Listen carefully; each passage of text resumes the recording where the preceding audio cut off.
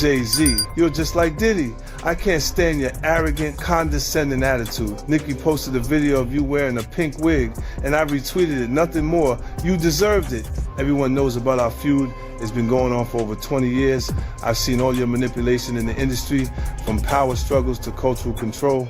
In 2015, when Tidal launched, Nicki helped you build it from nobody to a successful platform, and you immediately pocketed her $7.9 million in royalties. Lil Wayne was qualified for the Super Bowl, but you kicked him out of personal grudges. How is that any different from Diddy forcing his artists to sign unfair contracts? Just because Nicki didn't align with him, he resorts to this kind of suppression. You're truly despicable. What's even more interesting is that right after I showed him and his father's photo in the documentary Sean Combs: The Reckoning, you immediately had your lawyer send me a warning letter saying I overstepped my bounds.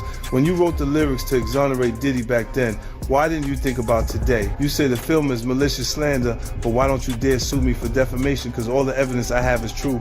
I haven't finished reporting the witnesses in my documentary, and I haven't released all the Tidal profit sharing documents. If you know what's good for you, pay back what you owe Nicki with interest. Don't wait until I make Jay-Z Reckoning 2, by which time even Beyonce's PR team won't be able to save you. Jay goes, let's get it straight. Nobody's afraid of 50 Cent. I want everyone to be clear. No one's scared of 50 Cent.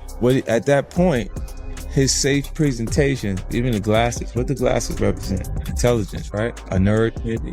What are some of the things that come along with you being a nerd? Like, don't hit a guy with fly.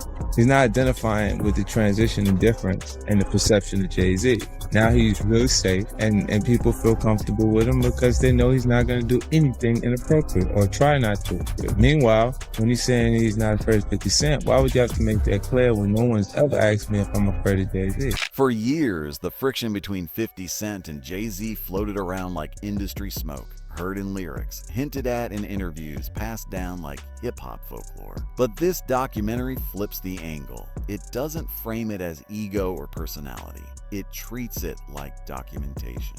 Both men climb to the top as masterminds of modern rap power. But the way they built that power couldn't have been more different. One leaned into confrontation. The other mastered consolidation. One disrupted the room.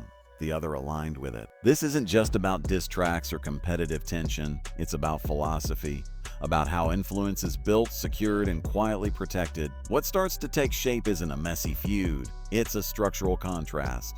Two blueprints for dominance operating in the same industry at the same time.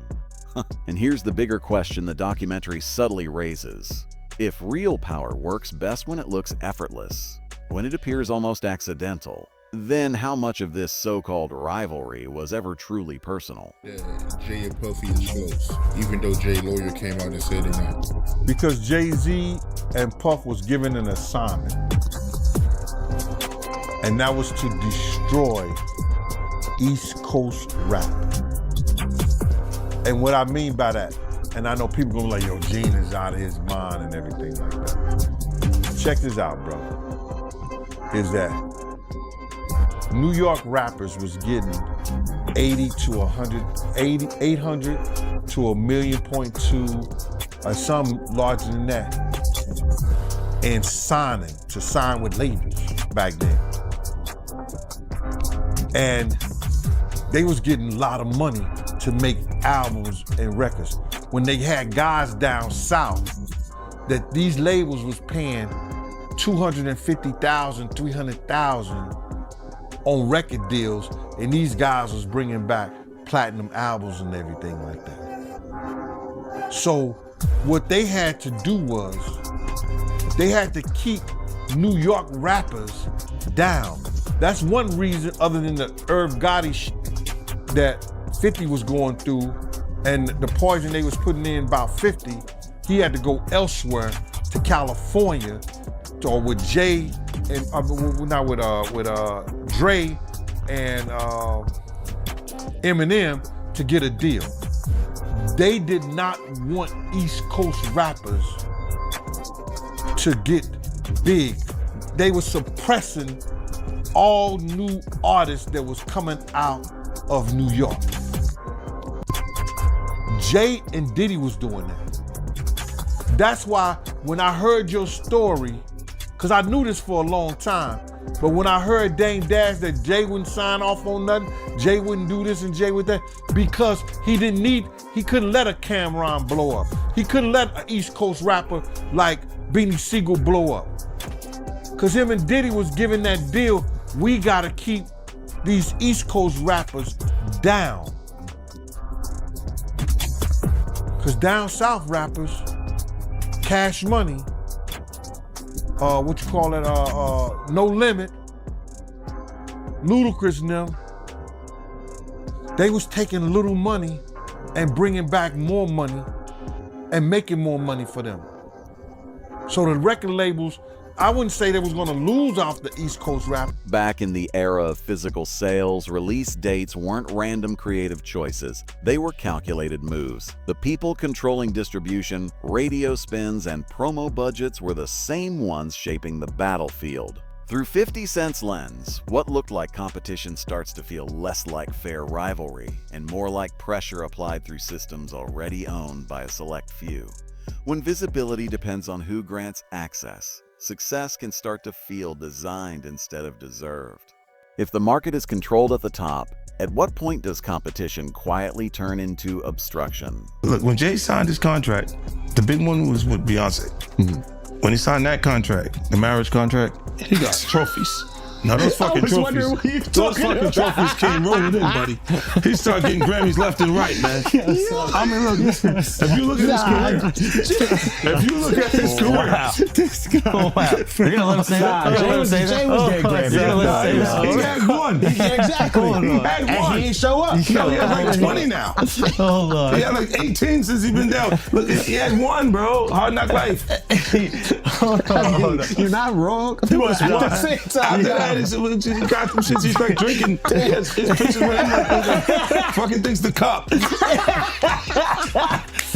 Wait a minute. So you're saying the success is derived from the marriage? Absolutely, he's been treated differently. The accolades. Because he's no marriage. longer viewed as what, like a street or gangster rapper. Now he's viewed as a businessman, entrepreneur, family man. And the biggest ones because of the position Beyonce's.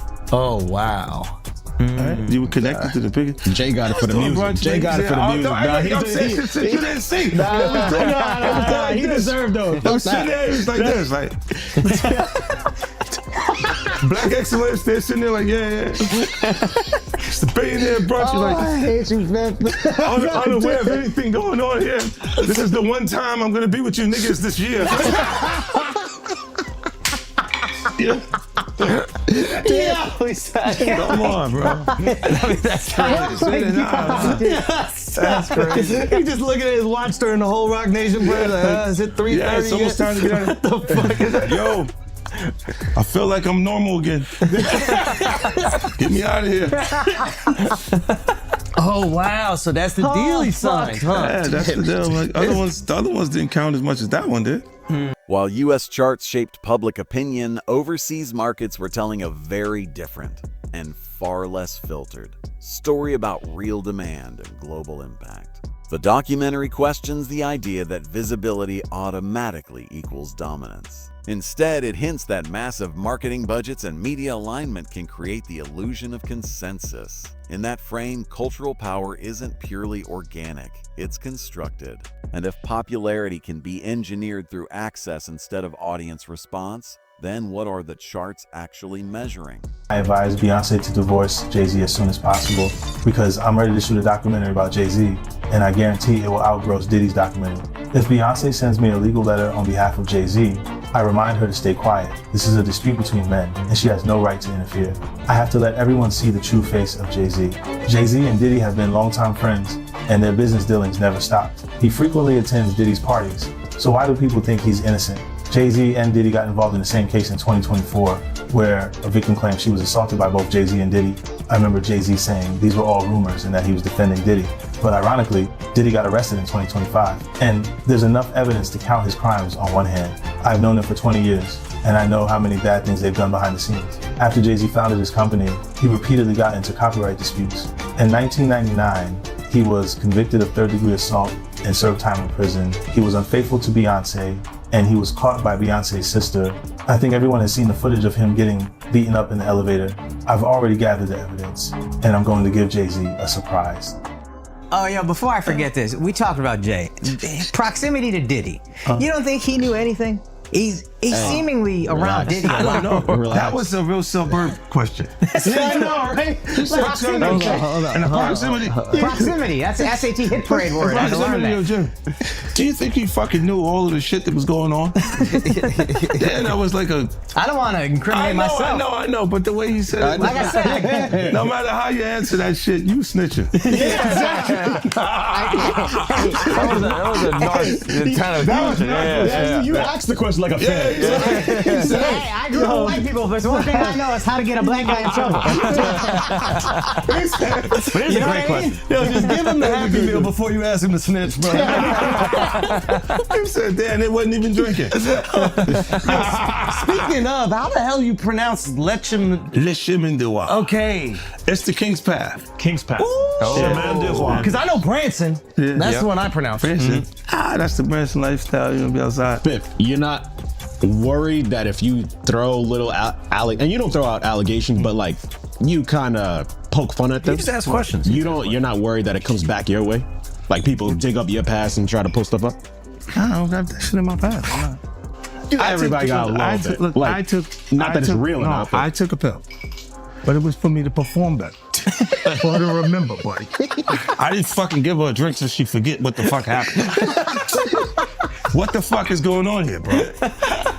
Yes, I took the drinks. I gave me the fucking drug to perform. So she can remember and possibly love me for that. Did it work? What the fuck? Yo, bro, look, I'm doing pretty good. Like, doing pretty good. You know what I mean? Like, but I'm just saying, this is the opposite of normal shit that we're talking about, bro. That is why. I don't know why it's so hard for people so just for to people to acknowledge feel weird like shit is you weird. would have something or you would have reserved energy because you feel like... The Super Bowl controversy becomes more than a performance debate. It turns into a case study on how legitimacy gets negotiated behind closed doors. Reports say Eminem pushed hard for inclusion, while decision makers reportedly hesitated. That tension exposed how alliances function when the spotlight is global and absolute. Talent wasn't the issue. Permission was. When one artist needs validation from another to step onto the world's biggest stage, it raises a bigger question. Who really controls the gate? Dame, are you all right? Do you need anything? None of the people that have vocalized that another man, and to me, again, that whole conversation's a bit feminine. But if you're gonna say some shit like that, you should have actually done something to help the problem. But I never got the call from Ray saying, do you need anything? And anyone else that I've ever given, paid a bill, paid their rent, paid their college, any dollar, not one person, and I don't want them to, because they know I'm all right. But not one person has called and said, yo, could I send you something to help? But I don't need the help. But if you're gonna talk about it, be about it. But to me, that's just a jab when you tell and promote a false narrative and say that I'm in such a bad place that another dude should help me. And that my tail's in between my legs to the extent, because of a lawsuit, that I would actually take that money. I'm a man. I don't want nobody to give me nothing but the opportunity to do what I gotta do. And I don't see no opportunity. I don't want to perform for the Super Bowl. I'm not all right with the NFL. I'm still mad it ain't no black owners. We went from kneeling to being happy when we could perform for them. That wasn't what I was about. I was about ownership of our own league and taking pride in that. I'm not a court jester for everybody else to get good ratings. I know what we're being used for, and I'm not cool with that. So it's a big deal is to jump on a stage for a bunch of white owners? No, that's embarrassing to me. It's a spectacle. They're laughing at us. Like being patted on the back by another culture is not how I judge my success. Only person that has the audacity to pat me on my back is my family. And they better, I'd be like, you better chill out. I don't want no pats on the back. I don't play that. I'm not in the patty pat club. On no level. I feel you. But speaking of the NFL, I know right now Nicki Minaj, she calling out Jay, and I know Colin Kaepernick's wife, she called out Jay, saying that, you know, Jay did her husband wrong. But I don't know, you know, I don't know the backstory behind that, man. But I know it's going, you know, viral right now on social media. But I do want to ask you, how do you feel about the NFL right now, in general? You know, it's funny. She's cool. She's cool with my wife, Rocky. I think they. 5 artists and collaborators describe 50 Cent as hands-on, accessible, present. Music Jay-Z, on the other hand, is often framed as distant, insulated, highly strategic. 2 leadership styles. Proximity versus mystique. One builds loyalty through closeness and direct contact. The other builds power through elevation and calculated distance. In a culture rooted in shared struggle, which approach lasts longer, when success creates separation, does influence strengthen or fade? He was doing it too. This is people that are looking on separation between their hardships or their the things that they got going on that would be issues, and what a celebrity's issues would be. Wait, what is that? They think all celebrities are doing the same thing. Yeah. Right, and when you see, if I wasn't saying anything, guess what? You could safely say that a person on the outskirts that is not involved in hip-hop culture could think that everybody in hip-hop culture is with that shit. So by you, you're good, bro. You're fucking good. Yeah. He's protecting hip-hop. Yeah. If you don't speak out and make them the weirdos, then they're gonna think everybody's Every like single that. person is like that involved in hip-hop culture. Makes you think, did Jay do it? Shut up. He's in trouble. We live in New York, bro. No. We live here. No, free Jay-Z. I'm just saying. Shout out Mufasa. We all gonna go and support. Yo, we can all see. You are crazy. That was the craziest thing. I literally. What's bro, the melody at Rock Nation? I gotta send her that. You don't feel like that happened the same day, bro. What's the day came out the day before, the next day? I was eating Raisin Bran. Okay, I'm eating Raisin Bran. I got my daughter in my arm. I'm scrolling, right? I see somebody screenshot your shit is Jay and the whole family at the Mufasa Fair, and then the comment is 50 Cent. Jay said, they said I the 13-year-old. Let's go watch Mufasa. Everybody get dressed. We're going to see Mufasa right now. I just think it was a good look, like angling yourself as a family man. Yes. But they had to go to the premiere, that bro. was planned already. They had to go to the premiere. And I realized that later, but I'm just saying too, I haven't seen him in a long time. That's all I'm saying. When I hadn't seen him in a long time, and then I heard this shit, and then I looked and I saw Mufasa, I said, whoa. That's all that fucking happened, bro. You think this is at my phone? This is my phone. This is happening at real time. I'm going, yo. He said, yo. You just gotta say everyone gets these jokes, bro. That's what you gotta say. Yeah, no. Rappers, listen, comedians are the new rappers, bro. That's why the do thing. people come to my page? That's true. I know what I'm saying. You know what they say? That is true. Well, you don't think you're gonna happen next? Yeah, that's what they say to me, buddy. Well, you're next, buddy. You're fucking, you're laughing at this. Then you're not. Jay-Z's partnership with Beyonce stands as one of the most powerful blends of personal connection and strategic expansion. Music supporters call it natural growth. Critics suggest it reinforced credibility and softened public scrutiny at a pivotal moment. Why? Because you don't got nothing. I don't have it. All right. There's no girls gonna come out. Why you sound skeptical? Because I think there are some women that are like. No, I think there's some women that are like. This guy's supposed to be from Queens, bro. Let me cook. His whole fucked up experience. You kick him off the corner one time. No.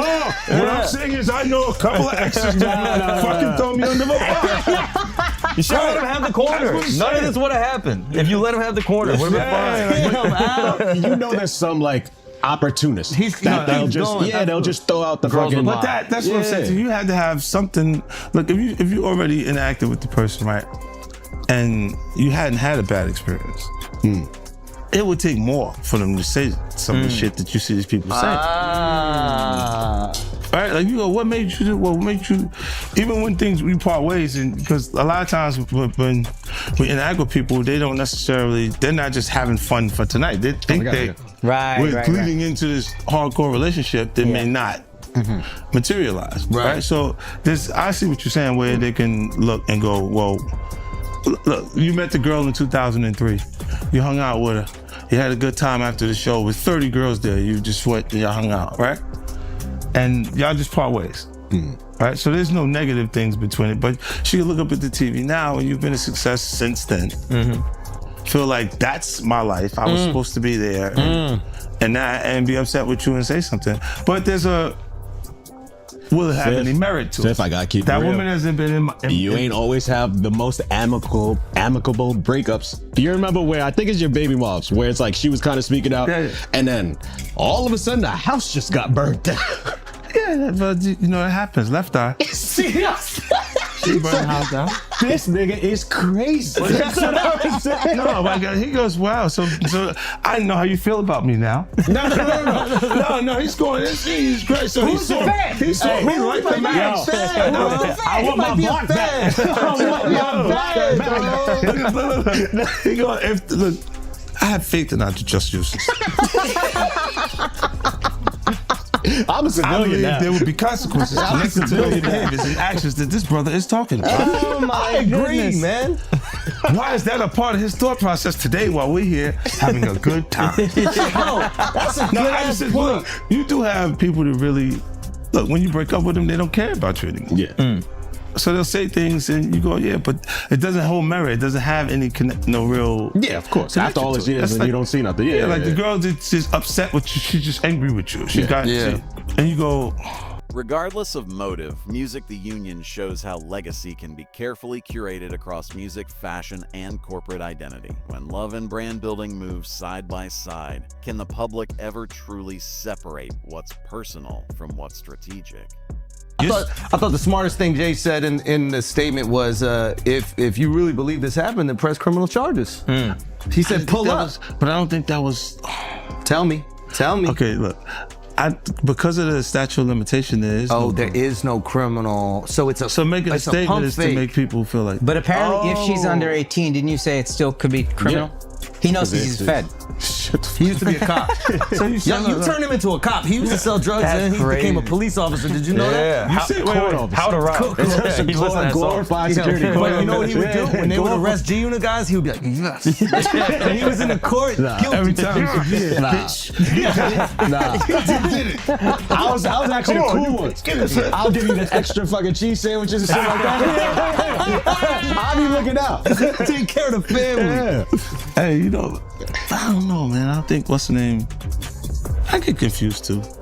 When you look at this shit, it's a lot. It's a lot of confusing information, right? But I think when you do point out that, why didn't you file criminal cases? Because you can't. It's over 20 years old. This was 2000, bro. No, but I think if it's a minor, when they're saying this is happening, I'm not even 50 Cent yet. Yeah. Oh wow. You see what I'm saying? Like this is that dates that far back. Yeah. So it's like it didn't even take place at that point. So I'm like.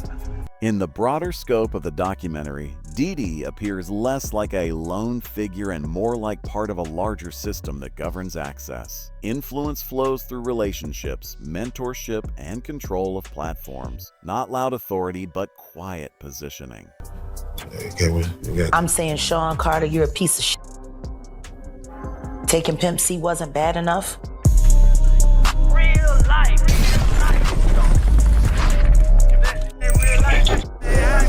It ain't real life. Just say real life street stars. You know what time it is. So why does it all come to a head now? Why now? Why? Because he's the acceptable monster at this time. Like R. Kelly was the last time I sat on this couch. So who's next? Y'all don't see the lineup? Yeah, we see the lineup. I'm just waiting to see who's next. Jay-Z is setting Diddy up. Why is everyone having such a hard time? He ain't doing shit different. He lined up D. Haven, stole his life and identity. He lined up Big L, stole his life and identity. He lined up Dame Dash, stole his life, identity, and took his love. Lined up R. Kelly. He wants to be the one. Yeah, shout out D Haven. He actually hit us up, wanted to tell this story. You need to talk to D Haven. We need to talk to him. I told you that last year when I put you on the phone with him. You did. I want you to think about this. Allegedly, Sean Carter is responsible for enacting Hype Williams to put Aaliyah on a faulty plane to move her out the way as punishment for rejecting him, and so he could level up Beyonce, who was struggling. Let's just say allegedly that happened. Now I want you to think about 106th Park with Mary J. Blige. Free, who is a victim of Sean Carter. Yeah. Mary J. Blige, who is a victim of Sean Combs, are sitting there talking about the death of Aaliyah amongst each other. Power here isn't flashy, it's relational, maintained through favors, silence, and carefully distributed opportunity. If access runs through allegiance, how many careers are shaped long before the audience ever hears the first track? You knew Jay personally, right? Know him, been around him a couple of times, bro. Been around him a few times, but I didn't know him. You know him as I'm sitting down and I'm breaking bread, eating off, eating a meal around him and shit like that, laughing, talking, and joking like that. I've been around Jay-Z, and one time I wanted to knock his head off, because he was being disrespectful, but he didn't know he was being disrespectful because he ain't that type of dude. You understand what I'm saying? What happened? We was in Cancun and he had a personal assistant from my block named Laura, and he had brought like 3 people to the club. He had brought like 6 people to the club with him, and he was only to get 3 people in. I was running the door at Daddy-O's from Industry Entertainment. They just told me Jay-Z only get 3 people in. You understand? So I'm at the door. I said, yo, Jay, you good, and 3 of your other guys, but the other 3 gotta pay. So then he said, Laura, handle him. And at that time, the type of dude I was, you couldn't tell no woman to handle me. You understand? When I'm talking to you as a man. So then I said, who you talking to like that? You telling her to handle me? You know what I'm saying? And then me and him, he didn't say nothing. He just turned to the side. And if he'd have turned back around, he'd have got his head knocked off. But Laura told me, yo, Gene, please, Gene, you gonna make me lose my job. You know what I'm saying? And because, 1, she was beautiful, 2, she from our block. You understand? I wasn't gonna do that to her. You understand? So I gathered myself, stepped away from the situation, and then the promoter said Jay can let his people come in. You know what I'm saying? But he was being disrespectful. This is the same dude that Harlem cats used to laugh at and joke at. Even we was out there that time, he came to Cancun and he had a fake Versace shirt on, and they was ripping him. I mean, they was ripping him. I know he's a billionaire now, he can wear whatever he got. He got $10 million watches and shit like that, but we talking about back then. You understand? We still had those stories from back then. And it's good that a brother could uplift himself, and that's why he's the type of person that he is, because he knew how guys used to treat him. That's why you could see him trying to sun people based on somebody who gets in that type of situation. You understand? This dude had the same cream deli silk shirt that I had. Now, cream deli cream shirts were fake printed Versace shirts. They were nice. You pay $45 for them, but you can't wear that around Harlem cats. You understand what I'm saying? Not if you in the rap industry. At that time, they used to have diamond testers. You understand? They'll roll up on the cat, and if your diamond don't beat, you understand? They'll talk about you. Snatch your chain off or whatever like that. So he had the fake cream deli cream shirt on, and they was roasting him. I think I seen him in a black t-shirt from that point on in Cancun the whole time he was there. Yo, let me just tell you something. When dudes from Harlem got something on you, bro, and they joking you, they at it. They gonna stop until somebody with some power or somebody with some money say, yo, give that dude a break. Give him a break. So Dame probably used to let him get him in a little bit, but then when Dame was like, yo, my man, let my man live. Let him live. They probably back up off of him or stuff like that. But they was joking, they was talking and stuff like that. And cause you just don't do that. You don't come to no major event with nothing fake or phony on. Not at all. Unless the only way you could get away with something fake or phony on if it was Dapper Dan. If it was a Dapper Dan special, you good. As old controversies resurface alongside fresh legal scrutiny, the story shifts. It's no longer just about dominance. It's about accountability. The documentary avoids declaring guilt. Instead, it studies the systems that can delay or deflect consequences when powerful names are involved. Fame magnifies success, but it can also postpone reckoning. Music when allegations surface years, sometimes decades later, is the industry built to confront truth or to protect stability. If it wasn't Dapper Dan, nah, you couldn't do that, bro. Not at all. Should have known better, but he was from Brooklyn. But from what you know about Jay, do you believe he's capable of doing what he's being accused of? What I know of Jay, and what have I heard of Jay,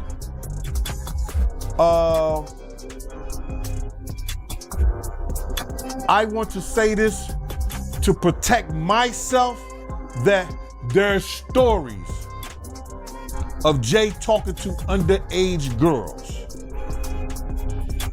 It was a girl from my block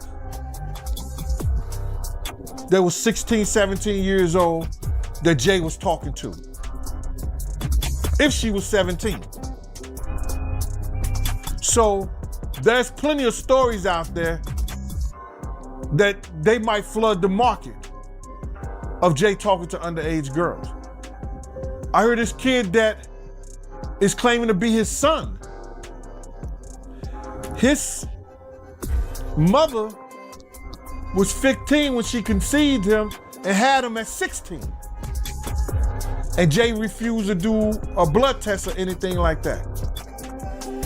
And all of a sudden, when this has gotten real big and Tony Bugsby had taken the kid's case, the kid just got arrested for having a gun in his car, I think, like that. Did you hear something about that? That the kid got arrested for having a gun in his car, and when they go and watch the tape, somebody was planting a gun in the kid's car. Now the kid who never been in trouble to that degree, and now he's facing a case for a gun case for having a loaded firearm in his car. So, answer your question, there's plenty of stories. Ain't Beyonce one of those stories? Isn't Foxy Brown one of those stories? Isn't that kid mother one of his stories? There's a lot of stories, bro. So, that's what I say about it.